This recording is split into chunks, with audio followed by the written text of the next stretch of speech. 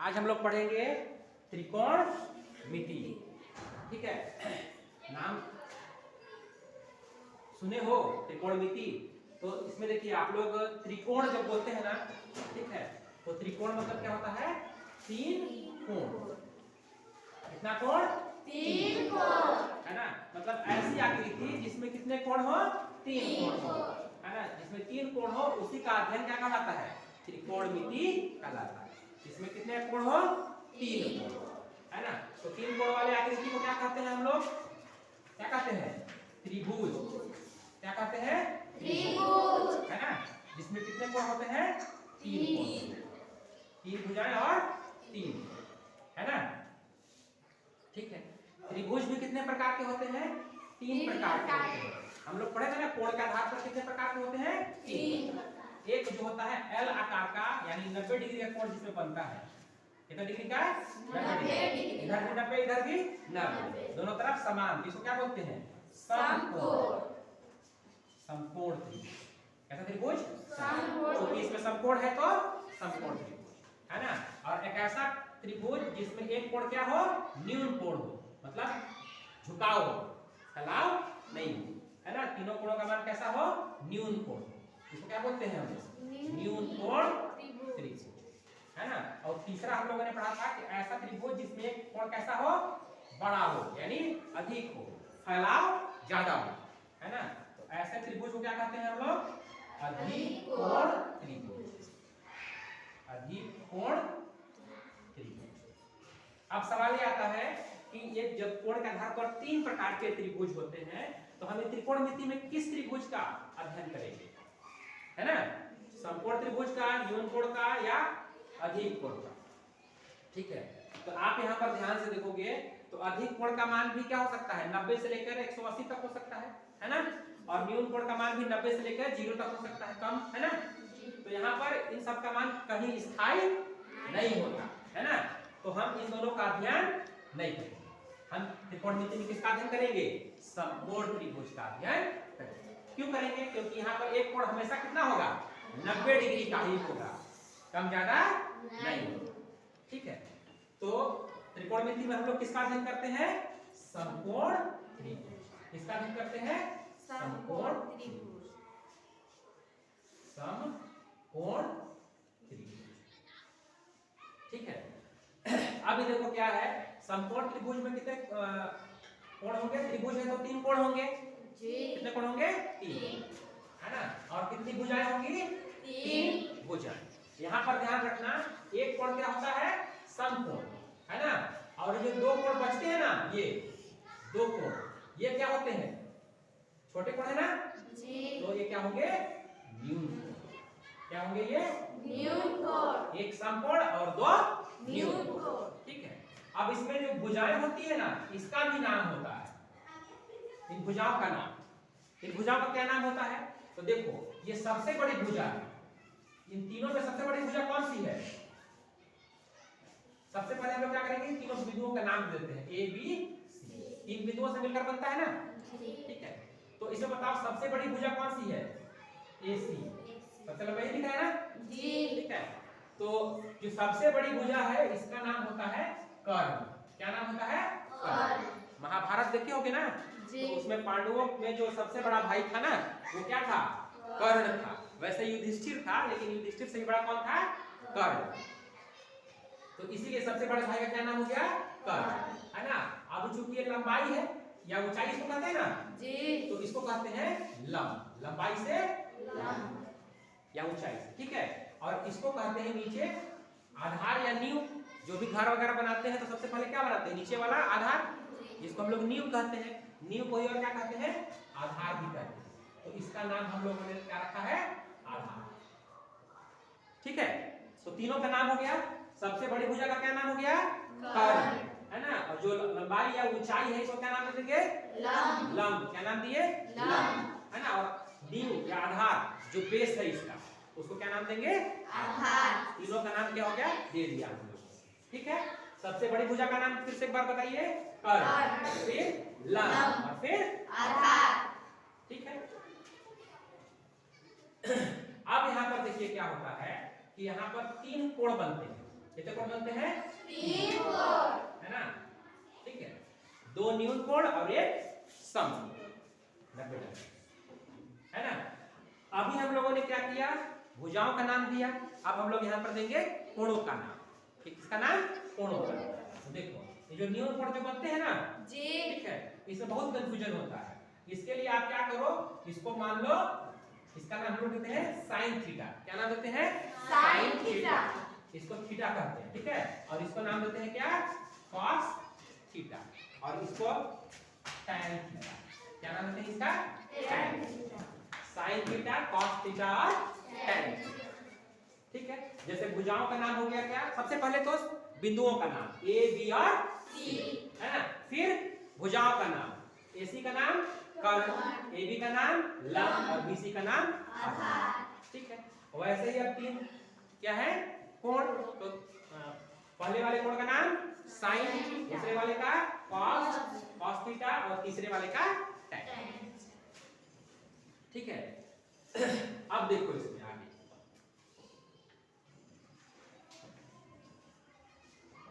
हम लोग क्या करेंगे? साइन, कॉस और टैन का मान निकालेंगे। साइन, कॉस और टैन का क्या निकालेंगे? मान। कैसे निकालेंगे? देखो, साइन थीटा, कौन सा theta? Sine theta. Sine theta देखिए, जो साइन थीटा वाला कोण है वो किन दो भुजाओं के बीच में बन रहा है? कर्ण और लंब के बीच में। किसके किसके बीच में बन रहा है? कर्ण और लंब के बीच में, है ना। तो इसका इन दो भुजाओं के मिलने से बन रहा है ना यहाँ पर, जी, है ना। तो इसको लिखते हैं लंब बटा कर्ण। क्या लिखते हैं? लंब बटा कर्ण, लंब बटा कर्ण, ठीक है। साइन थीटा का मान कैसे मिलेगा? लंब बटा कर्ण, लंब और कर्ण के मिलने से, ठीक है। उसी प्रकार से कॉस थीटा का मान क्या हो जाएगा? कॉस थीटा बताओ कौन कौन भुजाओं से मिलने से बन रहा है? कर्ण और आधार, है ना। तो इसका मान क्या हो जाएगा? आधार बटा कर्ण, आधार बटा कर्ण, ठीक है। वैसे ही tan थीटा का मान क्या हो जाएगा? तीन दो भुजाओं के मिलने से बन रहा है लंब और आधार, तो इसका मान हो जाएगा लंब बटे आधार, लंब बटे आधार, ठीक है।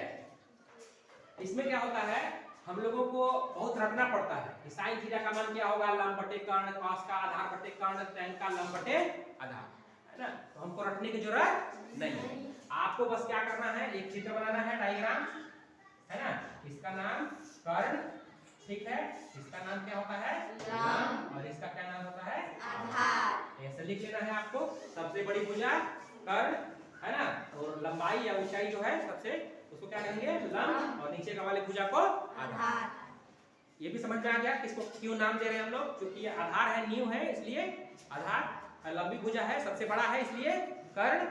और ये ऊंचाई है, लंबाई है ना, तो इसलिए लंब, ठीक है। और साइन थीटा कहाँ बन रहा है? लंब और कर्ण के बीच में, इसलिए लंब बटा कर्ण, है ना। कॉस थीटा किसके किसके बीच में बन रहा है? आधार और कर्ण के बीच में, इसलिए आधार बटा कर्ण, है ना। और tan थीटा किसके बीच में बन रहा है? लंब और आधार के मिलाने से, तो इसलिए क्या हो जाएगा? लंब बटा आधार। अब बताइए, रटना पड़ेगा क्या? नहीं, बिल्कुल नहीं रटना पड़ेगा। अगर ये चित्र हम बना लिए तो हम ये सूत्र भी बना लेंगे, है ना, ठीक है। ठीक है, तो त्रिभुज त्रिकोणमिति में कितने कोण होते हैं? 3 कोण, साइन, कॉस और टैन, है ना। लेकिन अब इसका उल्टा भी होता है। क्या होता है इनका? उल्टा। कैसे होता है? देखो, अगर साइन थीटा है ना, अगर साइन थीटा का बटा कितना होता है? 1। किसी भी संख्या या वस्तु उसके बटे में हम कितना लिख सकते हैं? 1 लिख सकते हैं, क्योंकि 1 हर जगह होता है ना। अब इसको हम लोग क्या कर देंगे? उल्टा। क्या कर देंगे इसका? उल्टा। अरे बात समझिए, तो उल्टा कर देंगे तो कितना हो जाएगा? 1 बटा साइन थीटा। 1 चला जाएगा ऊपर, है ना, और साइन आ जाएगा नीचे। तो जैसे ही साइन को उल्टा करते हैं, है ना, तो इसका नाम बदल जाता है। इसका नाम हो जाता है कॉसेक थीटा। क्या हो जाता है? कॉसेक थीटा, ठीक है। अब बच गया कॉस। अगर कॉस थीटा को उल्टा कर दें, है ना, क्या कर दें? उल्टा, ठीक है, तो क्या मिलेगा? 1 बटा कॉस थीटा। इसका नाम हो जाएगा सेक थीटा। क्या हो जाएगा? सेक थीटा, है ना। और tan का उल्टा कर दें तो ये हो जाएगा 1/tan थीटा, है ना। अब इसका नाम हो जाएगा अब cot थीटा, है ना। तो यहां पर अब आप लोग क्या हो गए कंफ्यूज, है ना, कि साइन का नाम उल्टा कॉसेक, कॉस का उल्टा सेक और tan का उल्टा कॉट। सर ये कैसे याद रहेगा? याद ही नहीं रहेगा, ये तो परीक्षा में याद ही नहीं आएगा, है ना। चलो इसका भी समाधान कर देते हैं। देखो यहां पर आपको ध्यान रखना है कि जैसे ही कॉस और सेक आप लिखते हो, कॉस और सेक, है ना, तो इन दोनों को ध्यान से देखोगे आप तो इसमें भी 3 अक्षर हैं। कितने अक्षर हैं? 3, 1 2 3। और इसमें भी कितने हैं? 3, है ना। और आपको पहला अक्षर को ध्यान रखना है सी। देखो इसका पहला अक्षर कितना है? सी। और इसमें भी पहला कितना है और इसका अंतिम यहां भी कितना है? क्या है? सी। इसमें भी सी और इसमें भी सी है, ठीक है। तो आपको कंफ्यूज नहीं होना, इसमें 3 अक्षर, इसमें भी 3 अक्षर, इसका पहला अक्षर सी और इसका अंतिम अक्षर सी, दोनों कैसा है? तो इस प्रकार से आप कभी गड़बड़ नहीं होगा। कॉस का उल्टा क्या होगा? सेक। अब आगे देखते हैं tan, tan का क्या होगा? cot। तो देखो इसका पहला अक्षर क्या? t और इसका अंतिम अक्षर क्या? t। इसमें भी 3 अक्षर, इसमें भी 3 अक्षर। तो पता चल गया ना? रखना पड़ेगा क्या? नहीं। tan का उल्टा क्या होगा? cot ही होगा, सेक या cosec नहीं होगा। कैसे? इसका पहला अक्षर t और इसका अंतिम अक्षर t, है ना। वैसे ही इसका पहला अक्षर c और इसका अंतिम अक्षर c। और जो बच गया वो साइन का उल्टा, जो बच गया वो साइन का। साइन का उल्टा क्या होगा? cos। साइन का उल्टा क्या होगा? cos, ठीक है। तो यहां पर आप ध्यान दोगे तो cosec का मान क्या हो जाएगा? अगर लंब कर्ण के रूप में अगर हम लिखना चाहें तो कैसे होगा? तो cosec जो होता है वो साइन का उल्टा होता है ना, इसका उल्टा होता है साइन का उल्टा। तो cosec बराबर क्या हो जाएगा? इसका उल्टा करेंगे तो क्या मिलेगा? कर्ण बटा लंब, कर्ण बटा लंब। cosec बराबर क्या हो जाएगा? कर्ण बटा लंब, है ना। अब देखिए sec का मान क्या हो जाएगा? क्योंकि cos का उल्टा है, इसका उल्टा है cos का उल्टा है, तो कर्ण बटा आधा क्या हो जाएगा? इसका मान कर्ण बटा आधा, ठीक है। अब tan cot किसका उल्टा है? tan का है, तो इसका भी उल्टा कर देते हैं, आधार बटा लंब। क्या हो जाएगा इसका मान? आधार बटा लंब। चलिए एक बार फिर से, है ना, किसका कौन उल्टा होगा? तो इसमें घबराने की जरूरत नहीं है या डरने की जरूरत नहीं है। cos 3 अक्षर, यहाँ भी कितने अक्षर? 3 अक्षर, इसका पहला सी और इसका लास्ट सी कॉमन है ना, मतलब कंफर्म है कि यही इसका उल्टा होगा। cos का उल्टा क्या होगा? sec, है ना। tan का पहला अक्षर t और cot का अंतिम अक्षर t मैच कर रहा है, मतलब cot का उल्टा क्या होगा? tan, या tan का उल्टा cot। जब इन दोनों का याद रहेगा तो ये तीसरा भी याद रहेगा, साइन का उल्टा cos, साइन का उल्टा cos।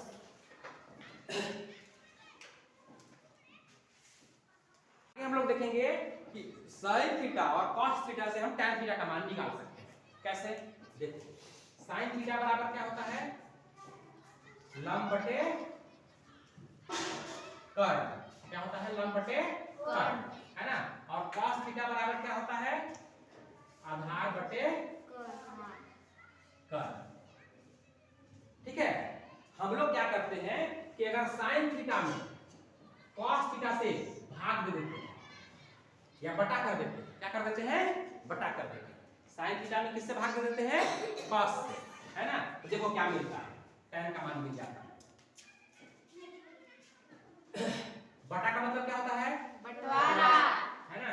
और हम लोग को पता है बंटवारा कैसे करते हैं? उल्टा करके गुणा करते हैं ना। sin थीटा बटे cos थीटा बराबर लंब बटे क्या हो जाएगा? कर्ण। और इसका उल्टा करना पड़ेगा ना, आगे तो उल्टा करके क्या करना पड़ेगा? गुणा। कर्ण बटे क्या हो जाएगा? भाग दे दिए तो उल्टा करके गुणा करेंगे, है ना। अब बताओ बटा है तो क्या करेंगे? बंटवारा। यहाँ भी कर्ण है, यहाँ भी कर्ण है, बट गया, कर्ण काम कर्ण हट गया ना। बचा क्या? साइन थीटा बटे कॉस थीटा बराबर क्या बचा? लंब बटे आधार। लंब बटे आधार। अब बताइए लंब बटे आधार किसका मान होता है? किसका होता है? tan का होता है। तो इसके जगह पर हम क्या लिख सकते हैं? tan theta. बात समझ में आया? यानी cos sin को cos से अगर हम भाग दें तो हमें क्या मिल सकता है? tan थीटा मिल सकता है। तो इससे हमने क्या सीखा? इससे हमने ये सीखा कि sin थीटा बटे cos थीटा की जगह पर हम क्या लिख सकते हैं? tan थीटा लिख सकते हैं। ठीक है।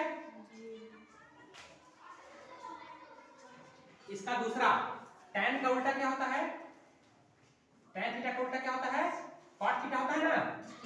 ठीक है। तो इसका मतलब cot थीटा का मान अगर sin cos में लिखना होगा कैसे करेंगे? tan का उल्टा कर देंगे। tan बराबर क्या होता है? sin बटा cos। इसका उल्टा कर दो तो क्या हो जाएगा? cos थीटा बटे sin थीटा। तो यहाँ पर आपने देखा कि त्रिकोणमिति बनाने में बहुत समस्या होता है, लोग बना नहीं पाते हैं इस प्रश्न को, है ना, क्योंकि सूत्र ही याद नहीं होता है ना। यहाँ हम लोगों ने ऐसे तरीके सीखे हैं कि यहाँ पर कहीं भी कोई सूत्र याद करने की जरूरत नहीं है ना। आप केवल चित्र बनाओ और प्रश्नों को हल करते जाओ, कोई समस्या नहीं।